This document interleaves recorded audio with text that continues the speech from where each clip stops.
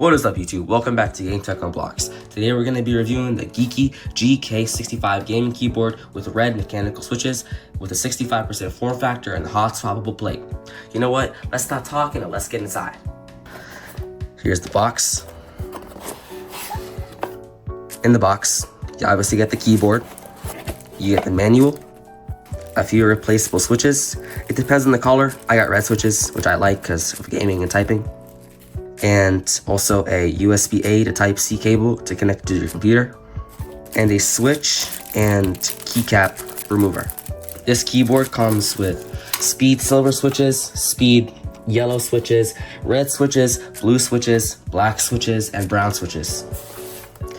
It's made for everybody, really. Here's the keyboard. Before I start, I want to connect this to my computer and to my setup, and also check out the lighting and see how it sounds. So I have the keyboard connected, I have the software launched up. You can probably see it in my display right now through the video. Before we start, I like to showcase the key puller and the switch puller, because on YouTube, nobody showed me how to do it, and I almost broke a key. So all you have to do is pick a key. Let's say today I want to do the page up. Put it in there, and take it out. One thing about the switch is significantly harder, unfortunately, but you know, it's still sketchy. You have to put it in here, side by side, until both of them click inside the switch, and then pull up. Just like that. I'm always scared to bend the pins on the switch, but you can take your replacement keys and replace them if you break one, which I doubt you would do, but you know, that's it. To put them back in, you just smush them back inside. And same thing with the page up and print screen. Just push it back in there. Okay, so now I'm gonna play around with some of the lighting. I'm gonna turn off the lights and let's get doing this. So obviously, the first mode is Vortex. As you can see right here, it just turned. Sorry. It just turns the lights round and round like a vortex. There's surfing right, where it just surfs the lights right. This might be one of the favorites for you guys, for you RGB nerds. I personally don't like it. Many people would. There's lighting by press, which makes sense. You just click a button, it turns on the light.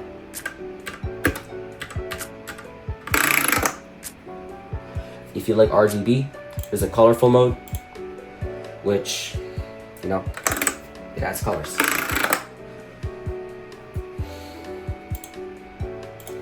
There's breath, which just fades in and out the multiple colors of the keyboard. And you can also set colors, colorful or not colorful.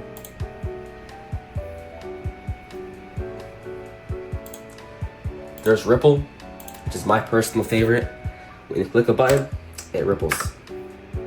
You can do this, which I really like. Or you can also set it to a favorite color. I like white, so white it is.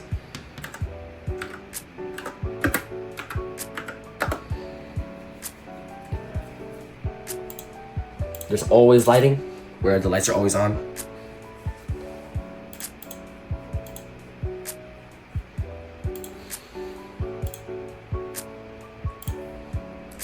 There's wave spectrum, which is my second favorite. And there's also a colorful mode. Also for the RGB nerds. There's center surfing, which, you know, all the colors just come in together. There's snake marquee middle, where all the colors just go to the middle.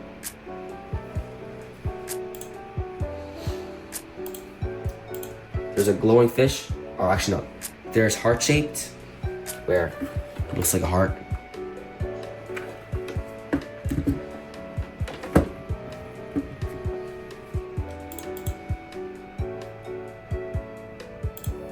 There's a colorful fountain, where it's just a fountain of colors coming out.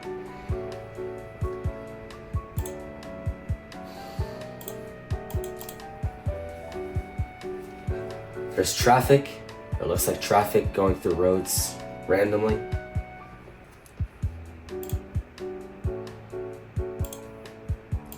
There's a gluttonous snake, where it's a snake like a worm moving around the keyboard. I think it's pretty stupid.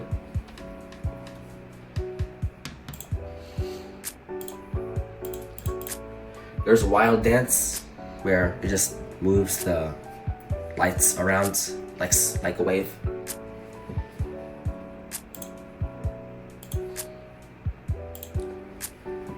There's surf and cross, where the colors surf, crisscross.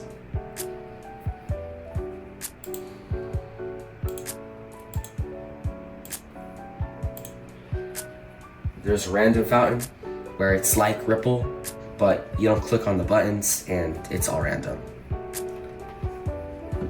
And last but not least, there's custom mode.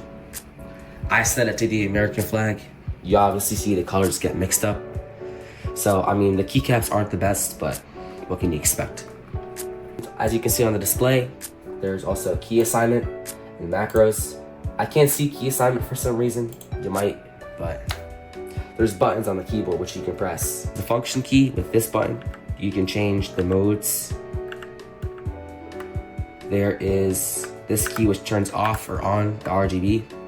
These keys turn up or down the brightness, and these keys turn up or down the speed. Now, let's get into the keyboard sounding test.